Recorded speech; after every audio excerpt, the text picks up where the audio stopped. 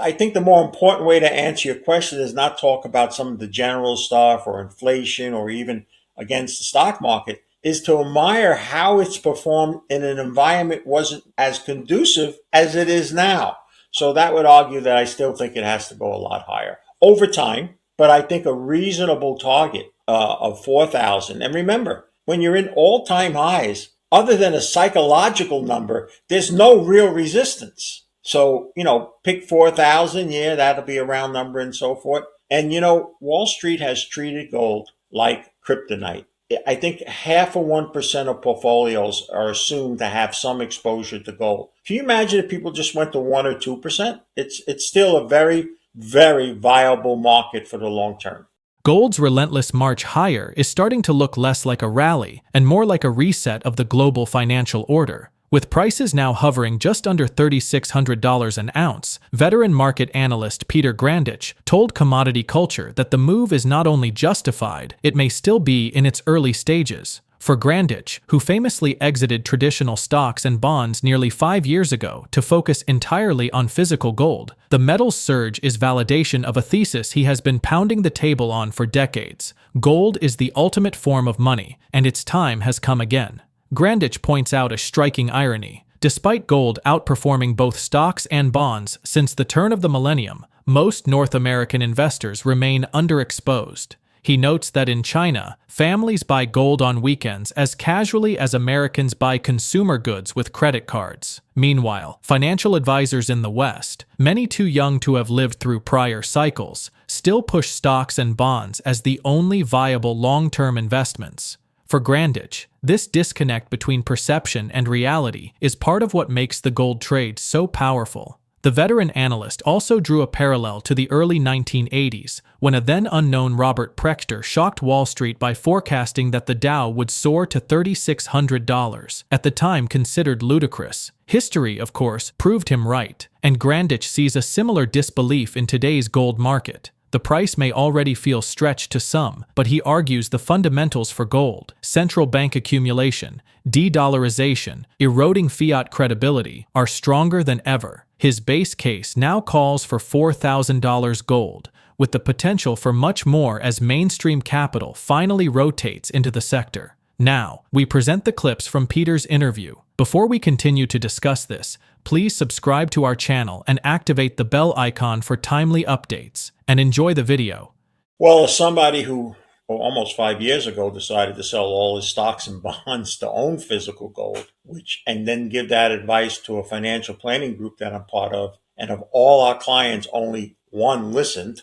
We still have a lot of people that are not in gold at all. And I think that's one of the underlining stories that isn't discussed, that for a market that's literally outperformed stocks and bonds since the turn of the millennium. So think about this, if I just sidetrack for a moment, Jesse, and some in the financial institution will take it as it's directed to them. They shouldn't. It's an overall view. First of all, after 41 years in the business, almost 2/3 of the financial advisors giving advice today were either not born or in diapers when I started. And they've only been in since the millennium started. And yet, if you'd ask almost all of them what's been the best performing investments, they'll tell you stocks and maybe bonds second. None of them talk about gold, but gold outperformed both of them.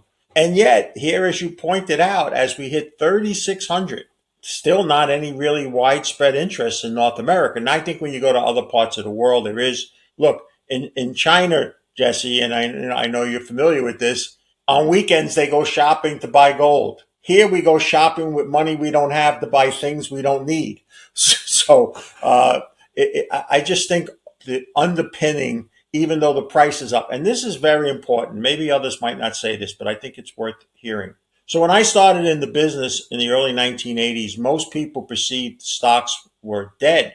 For 13 years, the Dow only traded between 700 and 1,000. In fact, the very famous Business Week front page said equities are dead. Wall Street was extremely bearish. And an unknown young man came out of Gainesville, Georgia, named Robert Prechter Jr. with a philosophy and a technical analysis no one really knew of, Elliott wave theory, and said the Dow's going to 3,600. And they just prosecuted him to call him every name in the book. And then when the market took off, he became popular, and then he made a call about the crash in 87 along with me. And the perception was, how could it possibly go to 3,600, let alone a few decades later, 36,000 and more? So that same feeling's in gold right now. People, especially people that have been bullish and profiting from it, this 36, this is way out of line. Yeah, it's great. It give you all the reason, but how could it go a lot higher? It's not possible. You have to take that same philosophy. There's no reason it can't. In fact, I would argue it's not cheap anymore. Someone that was buying it at 1,300, seeing the tripling. But the fundamental argument for gold has never been better. We had at one time suppression by central banks who were offloading it. Now they're the biggest buyers. We had clearly not any society thinking it was money. Clearly in Asia, particularly in China, they view it as money. And of course the BRICS, and that's one of my biggest bullish factors for gold, is I saw the de-dollarization and countries moving away from the United States economically and from their currency as bullish for gold. So I think the more important way to answer your question is not talk about some of the general stuff or inflation or even against the stock market, is to admire how it's performed in an environment wasn't as conducive as it is now. So that would argue that I still think it has to go a lot higher over time, but I think a reasonable target of 4,000. And remember, when you're in all-time highs, other than a psychological number, there's no real resistance. So, pick 4,000. Yeah, that'll be a round number and so forth. And, Wall Street has treated gold like kryptonite. I think 0.5% of portfolios are assumed to have some exposure to gold. Can you imagine if people just went to 1 or 2%? It's still a very, very viable market for the long term. Yeah, you're right. I made a 180, and it was profitable to treat it as the second-class citizen to gold. But earlier this year, when it dipped under 30, when I looked at the fundamental argument, it was never stronger in the 41 years I've been involved. So I became a silver bug. And I also said it probably would lead gold for quite some time to come. And I think that's happening here. I think you make an excellent observation. People who are going to talk about, the Hunt brothers and once went to 50, well, to get back to that, you're right. It's almost going to have to trade at 200 for inflation. So what I have said, and it probably throws me into the silver bug camps completely, is that triple digit price of silver is a legitimate target. First of all, it's not that much more than a double from here. It sounds like a lot because for a lot of years it was single digits, low price. But I think it has every reason to continue to rise with gold, and the competition for it, the stock market. I have to throw this in. I made a big change a couple of weeks ago. I was not in the stock market crash camp. My January forecast for our clients was the stock market was going to be either side of unchanged. I told people to avoid U.S. equities, get into world funds. I love the Chinese market. But a couple of weeks ago, stuff just screamed that we were very vulnerable to a hard fall or even a crash. And that has been competition to gold and silver and also cryptocurrencies. And so a lessening of the bull move or an actual decline, as long as it's not a total crash, could only aim the gold and silver. You know how I know that, Jesse? I left the metals and mining industry as a main place of business for myself in 2013. I dipped myself back in 5 years ago when I got very aggressive in gold and mining stocks and all. But I'm hearing from people in the last few weeks that I haven't heard from in 10 or 20 years. If gold's ascent is turning heads, silver's resurgence is commanding the spotlight. With prices climbing above $40 and showing the strength to push higher, the metal has finally shattered a ceiling that held it back for decades. Peter Grandich, who once shrugged silver off as the kissing your sister trade, has now placed it at the forefront of this bull cycle. He points out that the 1980 peak near $50, when adjusted for inflation, would be closer to $200 today, which makes the idea of triple-digit silver far more realistic than most investors are willing to admit. Beyond its role as a monetary metal, silver's demand is increasingly tied to critical industries like solar energy, electric vehicles, and advanced electronics, an industrial backbone that adds a powerful layer of support to its price trajectory. Just as striking has been the revival of gold and silver miners, which are delivering gains that rival the metals themselves. Sector ETFs like GDX and SIL have surged more than 80% this year, handily outpacing the performance of the S&P 500 and NASDAQ. Yet despite those outsized returns, mainstream coverage remains thin, as if Wall Street still refuses to acknowledge a bull market that doesn't fit its narrative. Grandich argues that this skepticism has left the door wide open for investors who recognize the opportunity early. He believes once large institutions and financial advisors, who have long ignored precious metals, begin reallocating even a fraction of their capital into the sector, it could unleash a second and even more powerful leg higher, turning today's overlooked rally into one of the defining investment stories of the decade.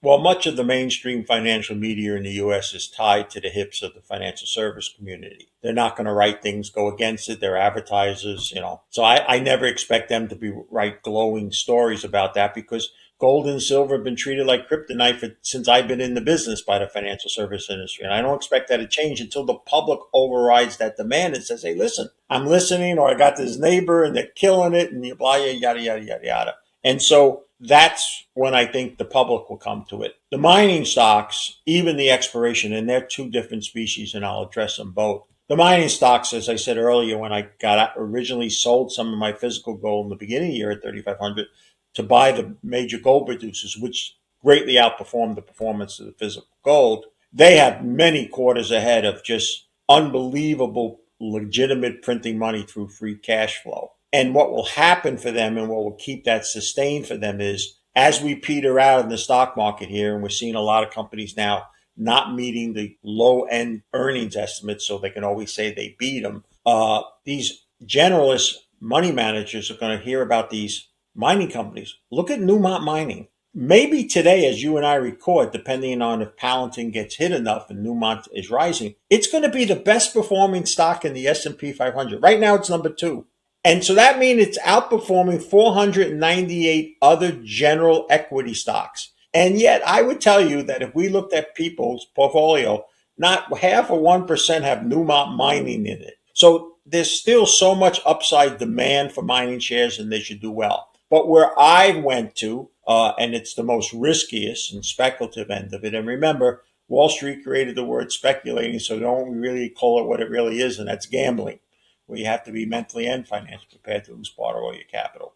But the juniors is really where we're going to see a really bang for the buck. We're already seeing that in some incidents. And the reason is the world has not only shrunk to where companies can go and without too much risk and try to find the metals that are so critically needed now, everybody realizes, but the amount of money that has not gone into that industry to find these things. And remember, even if you hit it tomorrow, that you just went to a rock and drilled and it doesn't work that way, it takes several years of exploration and all. It's probably anywhere minimum, depending where in the world, 10 to 15 years before it comes out and pours the first metal and all. So when that recognition is realized by everybody and everybody realizes how we're scrambling, a gentleman made a good point to me the other day, and it was Sam Lee, it's actually the largest stock that I own, North Island Copper and Gold. And he was just on a trade mission for Canada to South Korea and Japan. And he made a very good point is, even though they're world renowned for producing so much of the stuff we need, technology stuff, appliances and all of that, their entire base of metals that they need is from outside their country. They don't have any real own supply of their own. So here we have the world is scrambling for critical minerals and all. There's not been a lot of money put in them. I think that's going to make exploration companies become darlings for a period of time. And the majors, their currency is so strong now because of their stock, they're not going to try organic growth. They're just going to go out and buy, because we're still seeing good deposits selling for as little as $20 an ounce with gold at 3,600 and going higher. So to answer your question, I'm sorry for being long-winded, but I just think the mining shares and the exploration stocks, their day in the sun to where everybody's seeing it hasn't even arrived yet. And the lesson continuing to learn even into my 42nd year in and around the financial arena was management is always the key. At the end of the day, projects are great, but you could have a great project, but if the management isn't good, and that's the hard lesson that I learned there. And so the absolute first focus is, sorry, but past success breeds future success. Very hard to give someone, I know there's young people and they may be successful and all, but I think you have to be with an established group. And this was the other hard lesson that I learned here. You need to see them with their own hard-earned money substantial shareholders. It just seems my two largest holdings, both management teams, have cornerstone investors and themselves and a board that own anywhere from 25 to 50% of all the shares, and they paid for it, not some cheap option somewheres or something all. How they've acted, if you compare how they act and think to this other company where management had almost nil. So management is key, and putting their own money where their mouth is key. Now, the third thing is important also is where they're looking now. The world has greatly shrunk.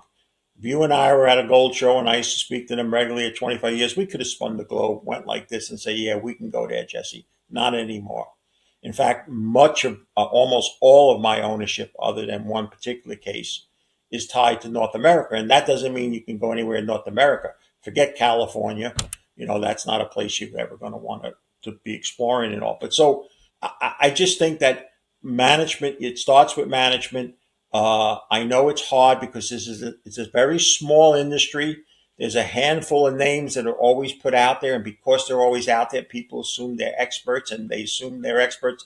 They made a lot of money. You'd be shocked how much the so-called big name experts actually lost over time. They suffer the Fonzie terminal illness that I gave away 20 years ago and didn't have anymore. And that's be able to say I was wrong. But remember that junior resource stocks, failure is the norm. I have 10 companies now that are out there as junior resource stocks. 2 to 5 years from now, at least half of them will have gone to zero or not come close to achieving what we thought. So if you buy them and hold them 2 to 5 years from now, half the people are going to say, I hate that guy Grandich, which they do now. But the bottom line is you got to remember that failure is the norm in this business as well. So you have to have a diversified portfolio, or at least bet strong, as I feel I have, on a winning team that's put up a lot of their own money. Looking ahead, Grandich envisions a future where gold slowly but decisively reclaims its historical role as money, beginning within the BRICS economic bloc and rippling outward. Nations like China, Russia, and India have been quietly stockpiling reserves, not for vanity or nostalgia, but as insurance against a financial system. In his view, the accumulation of gold is more than just a hedge. It's the early stages of a parallel monetary system, one that could anchor trade and settlement outside the orbit of the US dollar. For countries long constrained by dollar dominance, gold offers a neutral and time-tested alternative, a foundation that cannot be printed at will or weaponized through sanctions. At the same time, Grandich argues that the US dollar, though still the reigning global currency, is showing unmistakable cracks. In just 3 years, gold has effectively stripped away half of the dollar's purchasing power, and for investors watching closely, that is not simply a chart anomaly, it is a profound signal of where confidence is heading. He frames gold's ascent not merely as a reaction to geopolitical instability or investor fear, but as a broader repricing of what money itself means in the 21st century. Central banks are responding to that repricing with record purchases, while private investors increasingly view precious metals as not just a store of value, but a lifeboat against fiscal mismanagement and debt bubbles that can no longer be contained. Grandich's warning is stark. The world isn't moving back to gold out of nostalgia. It's being pushed there by necessity, and the repricing we're witnessing is only the beginning of that reckoning. How do you anticipate the price trends of gold and silver evolving in the near term? Share your thoughts on experts' analysis in the comment section below. If you find this video informative, please support and turn on notifications to stay informed about our latest videos. See you in the next video. Thanks for watching.